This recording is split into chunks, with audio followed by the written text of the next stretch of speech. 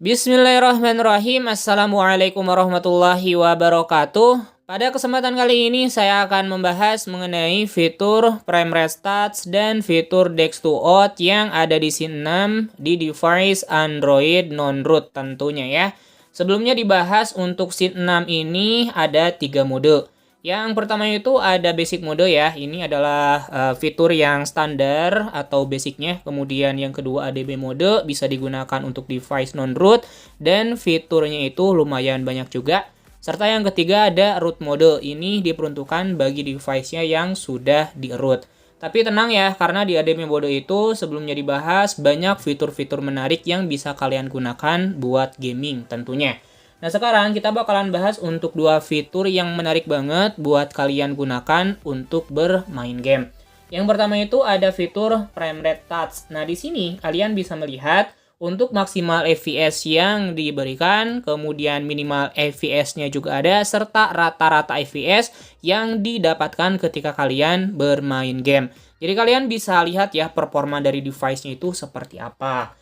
Kemudian yang selanjutnya itu saya tadi untuk frame rate start ini ya jam 11.56 tuh teman-teman, today atau hari ini. Kemudian ada fitur menarik lainnya sebelum ke Force Dex to Out File ya. Ada DPI Resolution Adjustment. Jadi kalian bisa menggunakan DPI sesuai dengan kebutuhan dan seleranya masing-masing. Kemudian bisa downscale atau menurunkan resolusinya juga supaya beban kerja dari device-nya itu lebih ringan ya. Jadi device-nya bakalan lebih meningkat untuk performanya. Kemudian ada fitur Dex to Out File. Nah, di sini ada 3 mode. Pertama ada JET reguler, kemudian kedua JET turbo, dan yang ketiga itu adalah JET everything yang namanya JET gaming. Sesuaikan aja dengan kebutuhan, misalkan buat gaming ya berarti kalian gunakan aja yang everything. Nah di sini ya sedang proses dari penerapan untuk JET everything-nya. Ditunggu aja, lumayan bakal lama ya teman-teman, kita tunggu hingga selesai. Sudah selesai ya teman-teman. Di sini untuk device saya itu sekitar 8 menitan. Jadi kita tadi start dari jam 13.46 ya. Nah, sekarang udah jam 13.54.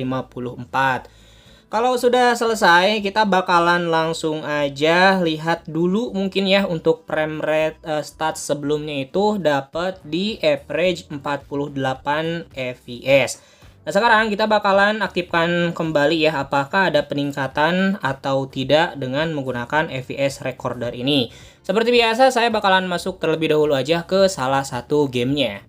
Sip, sudah masuk ya ke salah satu gamenya, dan di sini saya juga perlihatkan untuk FPS meternya itu dari game space bawaan dan dari scene 6-nya. Apakah akurat atau tidak, kita bakalan lihat aja di bagian frame rate dan turunkan terlebih dahulu ke rendah 30 fps. Apakah bakalan ikut ke 30 fps dan ternyata ini akurat? Ya walaupun mungkin tidak 100% akurat, bisa jadi 99% atau 98%.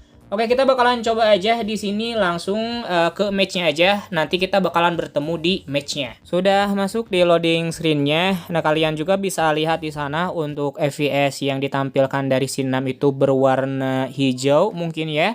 Dan game space OSP FPS-nya itu yang berwarna hitam. Oke, kita bakalan langsung aja di sini untuk record. Dan nanti kita bakalan lihat juga untuk hasilnya itu apakah ada peningkatan performa atau tidak. Dari yang sebelumnya dapat di rata-rata atau average-nya itu 48 fps, kita nanti bakalan lihat hasil akhirnya. Seperti biasa di bagian ininya saya bakalan skip aja. Dan langsung nanti kita bakalan bertemu kalau sudah selesai ya untuk match kali ini. Oke, sudah selesai ya teman-teman. Di sini untuk hasilnya ternyata saya defeat atau kalah. Oke, tidak penting untuk defeat, win atau menangnya. Kita bakalan coba aja lihat di bagian hasil frame rate statusnya.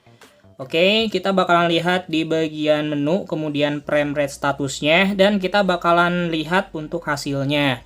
Nah, di sini ya teman-teman untuk hasilnya itu mantap banget, dari yang tadinya itu minimalnya 18 fps, kemudian average atau rata-ratanya hanya dapat di 48 ya sebelumnya.